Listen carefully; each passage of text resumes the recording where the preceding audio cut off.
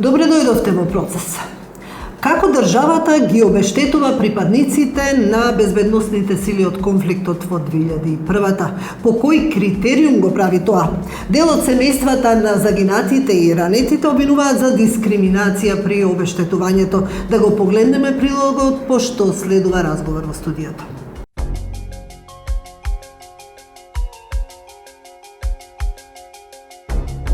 Надица Мирчовска е сопруга на единствениот загинат командант на АРМ во воените дејствија во конфликтот во 2001 година и самата е учесник во вооружените дејства. Таа е мајка на 2 возрастни деца за кои вели дека не почувствувале никакви бенефиции како деца на загинат бранител. Голготите низ кои поминува цели 14 години и патот до правдата низ лавиринтите на институциите се обидува да ги раскаже во еден здив. Мојот сопруг кога погина 2001, моите деца, едното беше прваче, другото дете не одеше на школа. Значи сега големата, поголемата керка, во август треба да дипломира на стоматологија, што е жалосно, ние, јас како мајка, како сопруга, како бранител, како учесник, многу е тешко. Многу е тешко сама жена да се справува со сите институции и да ги воздигнува децата и да ги води на прав пат. Со самите случувања, со самите голготи што ги поминавме тие 14 години,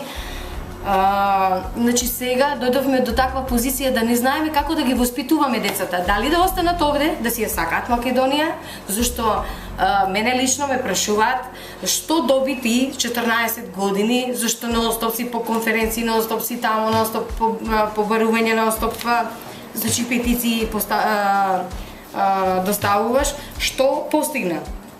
Ние и така сме сами, и така и цел живот се сами.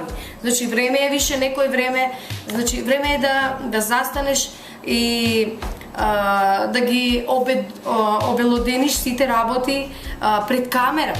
Да застанеш пред влада или пред собрание, да ги свикаш сите новинари и да ги запознаеш целиот македонски народ и од диаспората што се случува со едно семејство на погинат, на единствен командант што погина. А да не зборуваме за другите.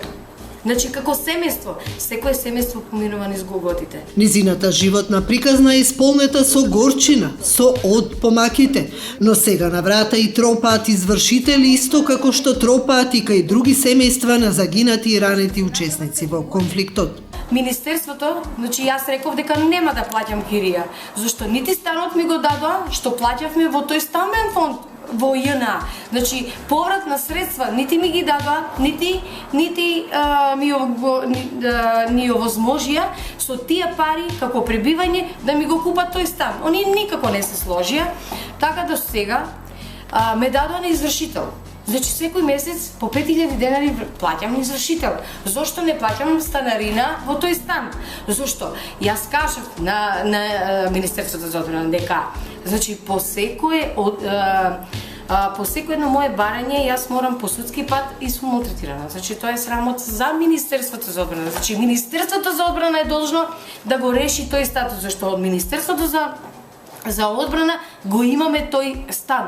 Мирчовска заедно со другите припадници во воените дејствија бараат од власта еднаков третман и регулирање на правото за надомесна штета. Таа вели дека сумата од 250.000 денари која ја добила по загинувањето на низиниот сопруг е срамна и дискриминирачка. Затоа преку петиција бараат прием кај премиерот Груевски и вонредна седница на влада за порамнување на средствата. Сите од армијата погинати се обештетени со 250.000 денари. Што сепак тоа е срамно за една држава, дали и се прашувам и сите политички партии и врвот ги прашувам дали еден човек вреди 4.000 евра. Тоа е срам. Друго, полицијата. Во полицијата не им беше дадено да потпишуваат такви изјави, секој идеја по судски пат. Во полицијата имаме ние за една иста случка во исто возило, еден има 100.000 евро обештетување, а друг и ден денес се водат постапки, што луѓето се изложени на судски трошоци преку 15.000 евра, они не може да добијат обештетување и долго да го платат. Значи за тие судски постапки што се водени. Така да во тоа обештетување, значи за една случка имаме енормни разлики.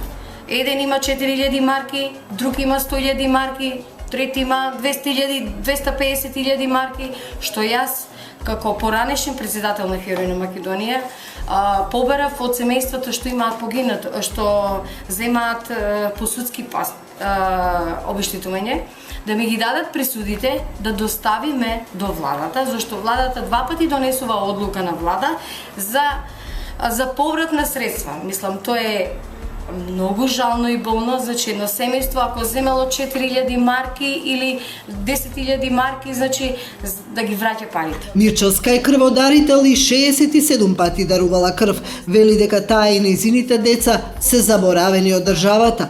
Оваа жена ја повикува владата да не прави раздор меѓу бранителите, да направи комисија со компетентни луѓе кои ќе одлучуваат за правата на оваа категорија граѓани. Само така ќе нема дискриминација и ќе се решат дел од проблемите со кои се соочуваат овие луѓе.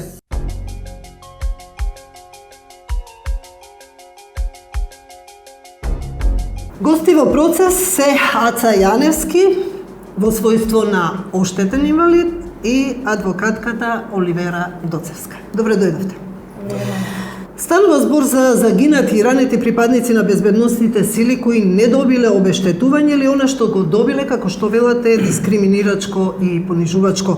Деновиве слушнав многу различни приказни, работите се многу комплицирани од аспект на новинар, од аспект на граѓанин. Меѓутоа, чинам сите бараат еднаков третман од страна на државата. Јаневски е тука преку собствениот пример да ни раскаже за што всушност се работи и ни што се поминува овие 14 години. Вака, значи, што се случи 2001 година. Кои беа режисерите и продуцентите ние не знаеме, меѓутоа знаеме дека е направена голема неправда, посебно кон Министерството за внатрешни работи, кон припадниците на безбедносните сили. Значи, тогаш се случија некои работи, меѓутоа, сите ги знаеме тие действија кои се презема и како се презема и што се случуваше и кој сносеше одговорност и дали сносеше некој или не и дали треба некој да сноси одговорност за тој конфликт. Тоа треба да се утврди, меѓутоа во тие конфликти настана уште едни проблеми кои веќе траат 14 години. Значи, Министерство за одбрана со спогодба, да кажам нецелосно, меѓутоа делимично ги обештети војните инвалиди и погинатите. За погинатите знам дека се страшно срамни суми во однос на конфликтот сега што се случи во Куманово. Значи, тоа се понижувачки суми. Сега, јас како ранет во 2001 година, постапката мораше да се покрене пред судовите. Значи, немаше спогодба, немаше, желба да се спогода. Меѓутоа, мораше по судски пат да се оди. Многу пати ги барав надлежните да се договориме, да не оди на судска постапка, бидејќи тоа сепак, нели, треба да биде за сите исто. Значи, законот треба се толкова за обештетување, дали со спогодба или по судска постапка. Ако требаше да се оди со спогодба, значи не требаше да се изложуваме на додатни трошкови. Многумина се откажаа од судските постапки, бидејќи и така повреден нема пари да се лечи, а плюс тоа треба да дава огромни суми на судските постапки. Јас се одлучив, како и многумина мои тогаш колеги, да покренеме постапката пред судовите. Така да, 11.2.2004 година во Куманово, Основниот суд делимично ја усвои мојата тужба.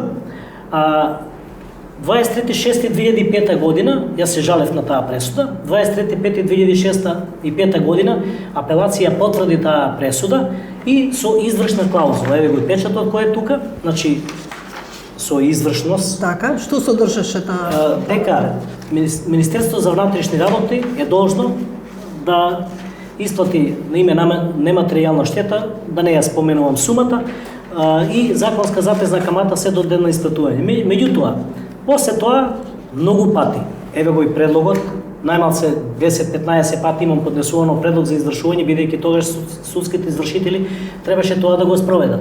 Тие немаа слух, или има на кој начин ги обештетува едни, на кој начин други, не знам. Јас лично имам пример дека не сака да ме обештетат.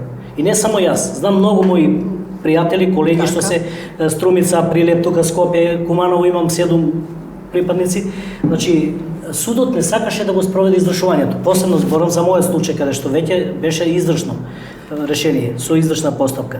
Кое беше образложението, зошто? Образложението беше за прв пат дека не знаеме од која сметка треба да ви ги трнеме паричните средства. Мислам дека е тоа срамно. Јас се тужам со Министерство за внатрешни работи на Република Македонија, не се тужам со Министерство за финансии на Република Србија. Значи се знае сметката од која треба да се трнат тие средства, кај треба да се направи запирање. После тоа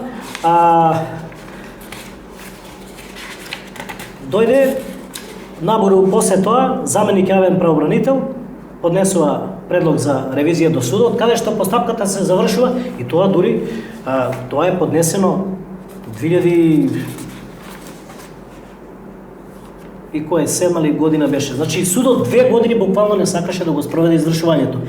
Сега владата направи уште еден голем проблем тогаш. Така. Значи оние донесува една одлука која одлука беше тотално дискриминирачка. Значи тука селективна одлука да кажам. Министерство за внатрешни работи да ги повлече тужбените барања против припадниците на безбедносните сили за исплатениот паричен надомест. Што по мене е голема дискриминација, што значи дека ако овие заглавени во судските лавиринти, заглавени кај судските извршители или постапките што беа покренати се уште се водеа пред судот, за нив таа одлука не важеше. Значи важеше одлуката само за оние кои се снаште на било кој начин да се обештетат. Тука е моето прашање и мојот проблем и сакам барам, значи еве преко вашата емисија, преко сите емисии да се донесе закон кој ќе биде подеднаков за сите припадници на безбедносни сили. Не дали АЦО е тој или некој друг е тој, законот да се толкува подеднакво. Еве земете пример сега.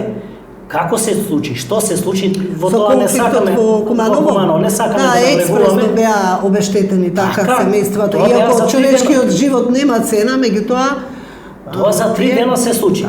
Мислам дека за таа одлука им честитам што така направиле. Меѓутоа нека земат позадина назад. Колку луѓе останаа на улица, колку луѓе се необештетени, колку луѓе се обештетени со срамни цени во тој момент на жал на погинат да му се даде 3-4 евра. Тоа е понижувачки за мене. Затоа не само мојот предмет. на починатите им се дадоа тукави соми. Толку ниско, значи 4000 евра имат земено луѓе. Значи тука законот воопшто не постои за припадниците. Значи голема дискриминација, големи неправди се направени и јас не барам само законот да владата да го донесе за мене, воопшто не сум битен како единка, барам закон да се донесе за припадници на безбедносни сили, каде сите ќе се осеќат равноправни, недискриминирани, значи сите ќе бидат подеднаков третман за сите. еднаков третман за сите. Доцнска, повелете. Дозволете, јас пред изборите со Јован Куловска се расправав тогаш и го дадов мојот пример, погледнете, видете како, што со таа одлука. Тоа мене не ме интересира, судот така одлучил. Меѓутоа, јас со снимените материјали слушам таму и дека таа налага буквално на судот на кој така, кој да ја изгуби постапката како да се изгуби. Значи тука по мене судот не функционира како што треба правно. Значи работи по нечија налог. Судот му се диктира буквално. Значи ја не сум бил пожелен, може не сум симпатичен бил за некој од министрите, па нема да го обештетиме. Ама има многу други што не се обештетени. Значи не може така, едни да ги обештетат, други да не. Тоа не држи и мислам дека дали ова влада или сега што ќе дојде наредна, некој тоа мора да го реши. Овој процес и нашите барања нема да застанат. Право на припадници на безбедносни сили, значи закон за припадници на безбедносни сили. Не може на кого како ќе му биде кеф, во тој момент ќе направиме акција, ќе ги дадеме по толку пари, ќе ги затвориме уста да молчат. Не. Значи законот мора да се донесе, припадниците да го сватат и да го осетат на себе, не да се осеќат дискриминирани. Некои од нив слушам дека добиле по 1, по 2 стана, дали тука и политичката, партиската припадност играше улога, може? Да ви кажам искрено, имам слушнато за такви работи, меѓутоа не можам да потврдам. Значи имам слушнато дека некој имал стан, па си го продал, па зел друг како воен инвалид, значи имал стан земен од министерството, па го продал, па зел друг, тоа шпекулации има, меѓутоа не можам да потврдам. Значи нема. Доцнска, вие го застапувате, господинот Јаневски, што се е пропуштено? Објаснете ни го правнички случајот и што се е пропуштено, а што е намерно изоставено, што е свесно Еве не мора намерно. Вака, значи ќе се навратам на излагањето на Аца. Самиот факт дека од 2001 до 2015 има страшно големи дискрапанци во обештетувањето на припадниците на безбедносните сили на Република Македонија, говори за еден неоспорен факт на дискриминација. Ние тоа знаеме во правото да го речеме, очигледните факти воопшто не се ни докажуваат. Значи очигледно е дека постојат огромни разлики од 4.000 до 70.000 евра. Меѓутоа, ние апсолутно се согласуваме со обештетувањето на сите починати и повредени припадници на безбедносните сили. Само не зачудува фактот на различност на критериумите. Ајде да го објасниме неговиот пример, а потоа ќе поминеме и на другите, затоа што бројката е голема, претпоставувам. Значи, бројката е голема, да речеме преку 80 на припадници, кои во мигов се бројката со која што јас располагам, или тоа не можам да тврдам дека е конечната, може би има и повеќе. Што се случува? Мојата работа со случајот на Аца Јаневски започна со иницијатива пред Уставен суд. Меѓутоа ми беа достапни документацијата за да работам на иницијативата, морав да ја разгледам претходната документација, нели мора да го прегледате случајот за да можете да напишете издржано образложение. Она што го видов во самите одлуки на Врховниот суд на Република Македонија, а потоа и на одлуката на Уставниот суд по нашата иницијатива која следуваше, беше за мене како правник, да речеме, еве нема да речам ни адвокат, како правник беше зачудувачка. Зошто? Прво, да го спомнеме фактот дека Врховниот суд по барање за ревизија од Државното правобранителство на Република Македонија донесува одлука со која што ги преиначува усвоените тужбени пресудите со кои се усвоени тужбените барања на припадниците на безбедносните сили врз основа на стекнато без основ. Вели не им припаѓа бидејќи е стекнато без основ. Тука ќе се така. Значи, како може нешто што е стекнато врз основа на исплатените парични побарувања, обештетувања на припадниците на безбедносните сили, како можат да бидат стекнати без основ кога се врз основа на судска одлука? Ако се навратиме на Законот за облигациони односи, вели дека стекнатиот основ може да се изгуби. Дури и да е изгубен, понатаму низ одредбите на Законот за облигациони односи, можеме да видиме дека се она што не може да се бара поврат на се она што е стекнато по основ на морална и општествена одговорност. Тоа ќе го поврзаме со Уставот на Република Македонија. Што вели Уставот на Република Македонија? Вели дека правото, одбраната на Република Македонија е право и должност на секој граѓанин. Значи, тука е она општествена одговорност, без оглед дали станува збор за припадник на безбедносни сили или за граѓанин, кој што е, да речеме, неслужбено лице, Уставот не прави разграничување тука. Дури ни Законот за облигациони односи не прави разграничување, кога ќе рече за одговорност од терористички акти, за нанесување на штета од терористички акти или насилни дејствија, каде што сторителот е познат или непознат, а се нанесува штета на имотот и на да речеме на животите на граѓаните на Република Македонија, одговара државата. Вие барате еден сегмент таму во законот да биде избришан еден збор, за што се работи? Ние бараме, значи врз основа на сето ова што сега го кажав, можете да сватите тоа и лаик ќе го свати, не правник, дека ниту Законот за облигациони односи, ниту Уставот не вели има разлика помеѓу граѓанинот, нема да речем обичниот, за мене нема обични и необични граѓани, меѓу граѓанинот кој не е службено лице и граѓанин кој што е службено лице и припадник на безбедносни сили.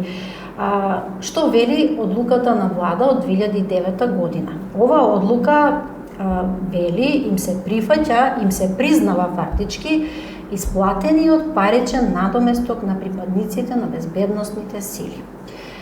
Оно што ние го баравме во иницијативата, а се трудевме и останавме на тоа, никој да не биде оштетен. Значи, ние со Аца Јаневски баравме неукинување на целата одлука. Значи, си останавме на тоа дека припадниците на безбедносните сили кои што го добиле обештетувањето и треба да го добијат, и треба да го задржат. Меѓутоа, да се укине само еден збор во одлуката, кој што гласи исплатениот. Кога ќе се укине тој збор во одлуката, целата одлука добива поинаква смисла. Јас дори тоа можам и да ви го исчитам, ако за да видите целата дискрепанца.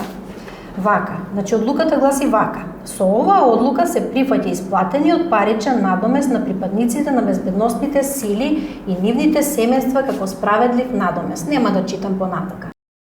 Со укинување на зборот исплатениот, што би се случило? Членот 1 би гласел: со оваа одлука се прифаќа паричен надомест на припадниците на безбедносните сили. И оваа одлука, кога ако уставната иницијатива беше уважена, ќе се однесуваше на сите необештетени припадници на безбедносни сили, како и на обештетените припадници на безбедносни сили. Веќе добива друга димензија. Веќе добива друга димензија со укинување само на еден збор. Еднаквост. Така, и фактички доаѓа до еднаквост на граѓаните на Република Македонија пред уставот, една уставна категорија која што се стекнува со самото раѓање на човекот и граѓанинот. Значи не може државата да биде за едните мајка, за другите маќи, тоа веќе го имаме. Просто е безсмислено 14 години да не може да се реши една ваква постапка. Размислувате ли за да се жалите во судот во Страсбург? Секако, значи, ние чекавме до сега. Јас лично и преку останатите здруженија што се во Македонија и лично за себе ќе кажам. Значи имам доставено барање до Министерство за внатрешни работи, до Министерство за правда, до влада на Република Македонија, до председател на Република Македонија, од никаде не добив одговор. Што значи дека постапката ќе продолжи пред повисоките судски инстанции, така да и до Страсбург веќе се припремаме со адвокатката, таа малку поопширно ќе ви каже за тоа. Ако може да се надоврзам на Јаневски, во фаза сме на подготовка на жалба пред судот во Страсбург, во која што жалба ќе се жалиме на одлуката на Уставниот суд на Република Македонија. Меѓутоа, можам да речам дека и во Страсбург понекогаш одлуките завршуваат со просто одбивања или препорака. Одбивање едноставно, или за еден месец ќе добиете писмо во кое велите не се прифаќа, не се усвоени уважени критериумите, или случајот ќе продолжи понатака. Препорачливо е, тука би кажала, пред судот во Страсбург да секогаш, иако ни е уважено правото на македонски, можеме ние жалбите, апликациите да ги пишуваме на македонски, општо по мене би било многу попожелно и поповолно да се пишуваат на англиски, бидејќи судиите кои што ги разгледуваат предметите, без оглед на тоа што стручниот тимот позадина можеби е македонскиот, судијата кој што го прегледува предметот кој што донесува одлуката, го говори англискиот јазик. Така да по мене попрепорачливо така да биде. Што се однесува на постапките кои што траат веќе, да речеме, колку години се тоа, 14-15 години, станува дефинитивно збор за повреда на судење во разумен рок, иако може да се рече дека после пресудата на апелациониот суд во рок од 6 месеци се поднесува барањето за повреда. Но што дека ќе го поднесат?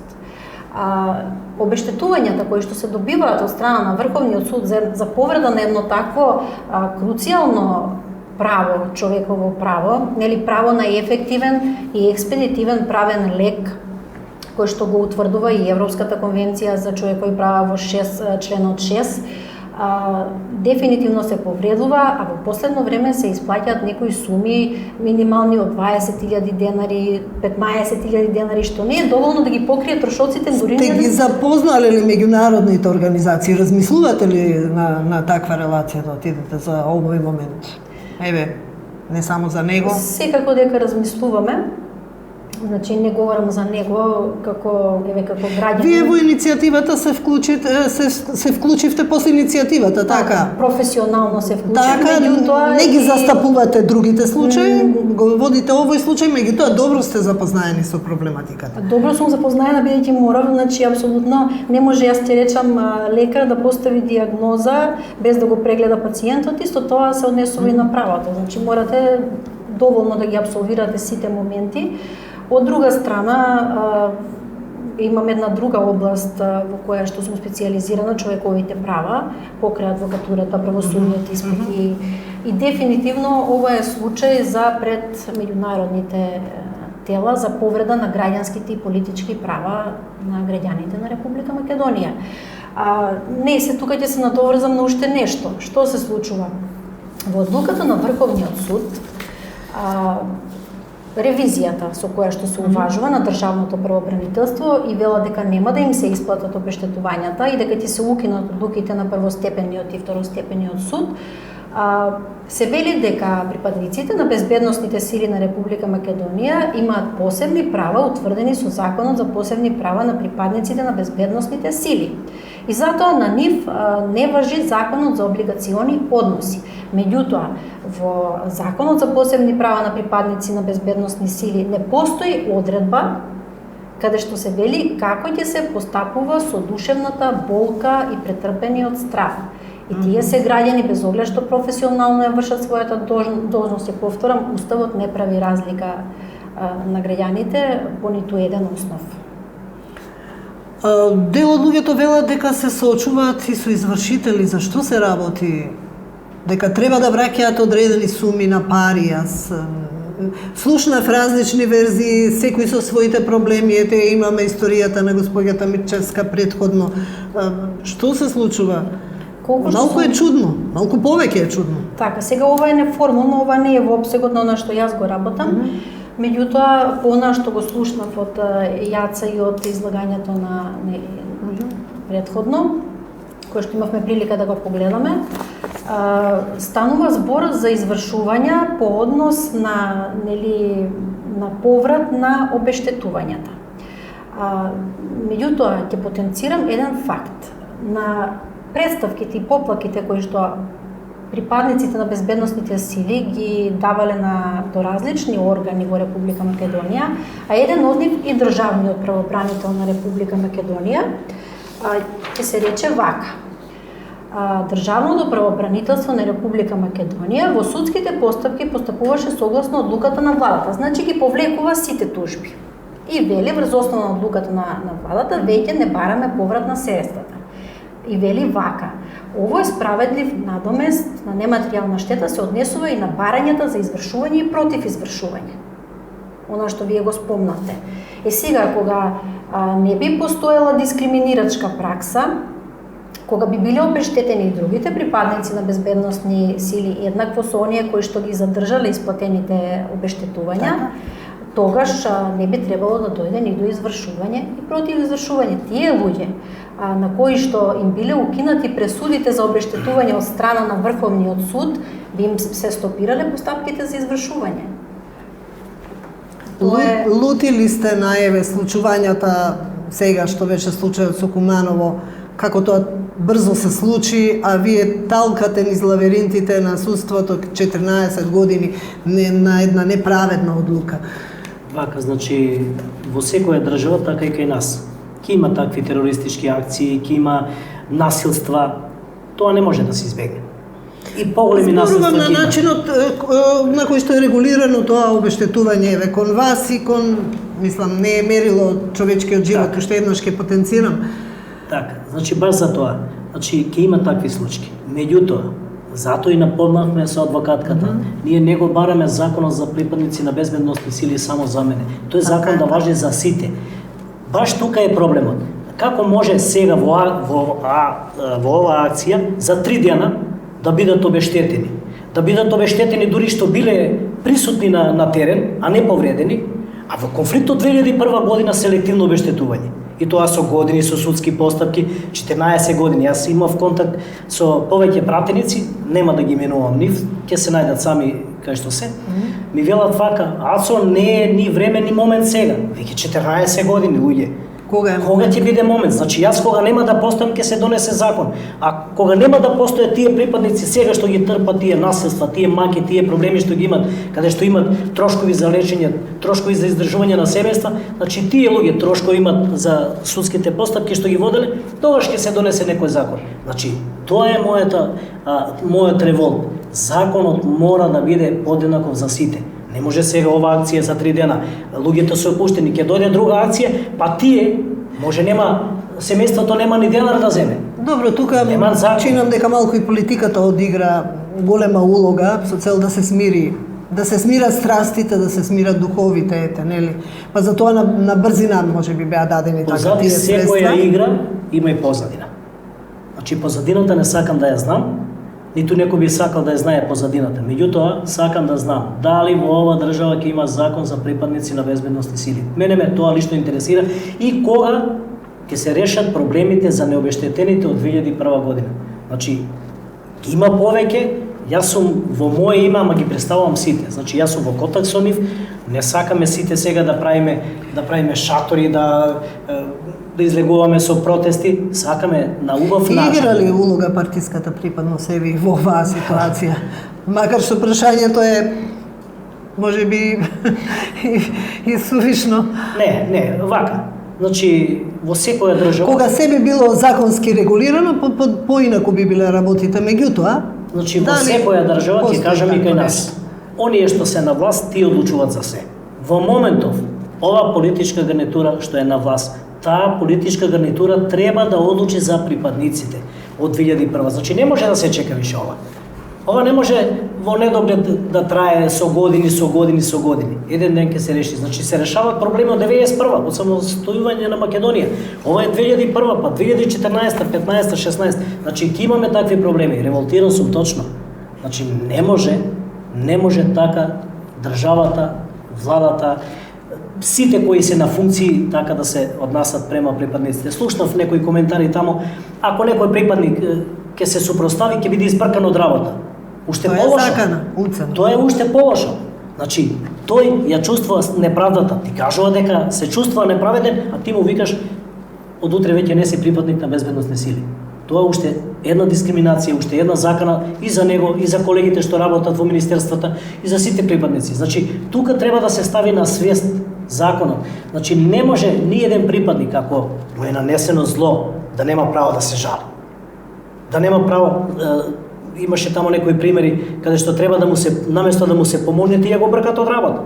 Значи, тоа не е добро, не е во ред. Страшни работи. Точно Луѓето дека е велат страшна дека и спогодбите се правени во првите 3 до 5 дена во моменти на жалост, па не знаеле ни што потпишуваат, како потпишуваат. Точно така. Значи, од 2001 година спогодбените нематеријални средства што се дадени на луѓе се од 4.000 евра, 10.000 евра, тоа е сума за еден човечки живот. Па да излезете на улица, ово не ми се допаѓа на мене, вади пиштол, упукај го, дади му 4.000 евра на семејството, па си тере работа. Така се случи 2001 година, така се случува и сега. Значи, некој мора да застане за одбрана на тие припадници. Некој мора да ги заштити. Не може така свесно да ги турку војни да гинат луѓето, па еве ти 5.000 евра, еве ти 3.000 евра, тебе не те следува ништо ти ако си повреден. Не може така. Значи, мора да се стави ред во ова држава. Ред мора да има. Мора да има закон, законот да се поштува. Не мора со насилство некој на судијата да му врши насилство, не може таква одлука да донесеш. Значи нема критериум. Нема критериуми. Воопшто нема критериуми. Веќе реков на почетокот на нашата дискусија од 2001 до 2015, тоа сите примери кои што ги образложивме го искажа. Мене ме зачудува само едно нешто на кое што не се навратив. Одлуката на Уставниот суд по нашата иницијатива, која што ќе речам... Да, не ја објаснивме и таа одлука. Не ја објаснивме, која што ќе речам пак, не се однесува само на случајот на АЦО. АЦО е конкретниот подносител, Така. меѓутоа се однесува на цела една група припадници на безбедностни сили. Што вели? Дека во конкретниот случај нема никаква дискриминација на АЦО во однос на другите припадници на безбедностни сили и дека одлуката на влада не е општ акт и затоа не може да ја укинат бидејќи е конкретен акт. Ќе потенцирам дека иницијативата пред Уставниот суд е поднесена по два основа. Значи, укинување на еден збор од одлуката и барање за утврдување на дискриминирачка одлука, која што треба да гласи поинаку и да се однесува на поширок круг на лица.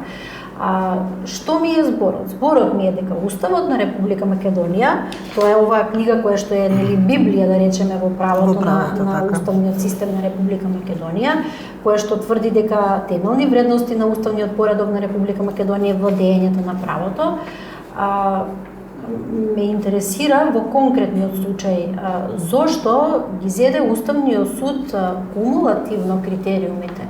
Значи, во Уставот на Република Македонија се наброени неколку основи по кои што одлучува Уставниот суд, дури вели одлучува и за други прашања утврдени со Уставот.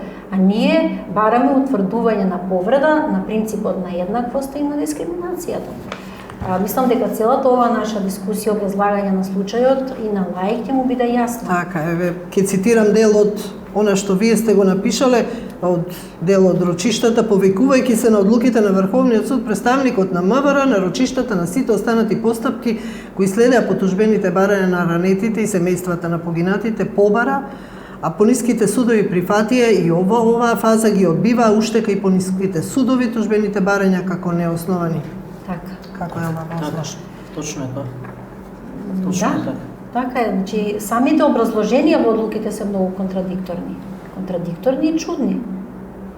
Фактичка суд, да. Дури се извинувам, дури гледајте одлуката на Врховниот суд со која што се укинуваат одлуките за обештетувања, вели тие се припадници на безбедносни сили и тие за нив важи законот за посебни права на припадници на безбедносни сили, значи они би требале да имаат некои плюс права на другите затоа што се грижат за безбедноста на државата, а од друга страна им се укинува обештетувањето по основ на претрпен страф и душевни болки.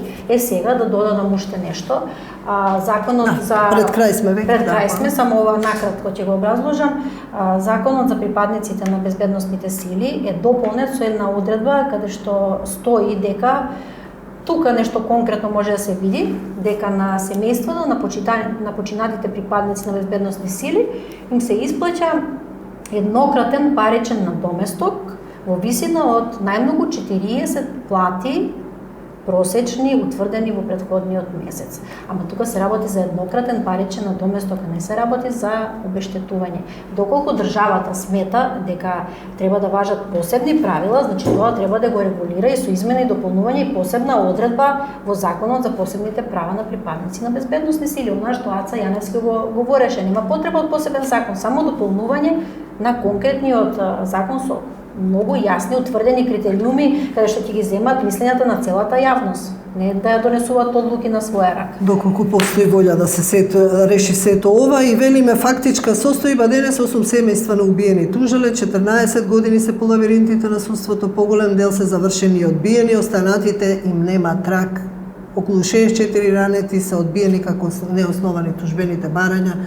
Ова е трагедија за една држава. Да, доколку ми дозволите, ќе речам дали со ваквиот начин на постапување на припадниците на безбедносните сили, затоа што тука во безбедносните сили на Република Македонија има припадници од сите етникуми, од било која верска припадност, значи без дискриминација, дали не се урива самиот безбедносен систем на државата, ако ти вака го третираш довербата едноставно на припадниците на безбедносните сили. И многу брзо и конкретно треба да се реагира. Ви благодарам што бевте гости во процесот. И ние на вас.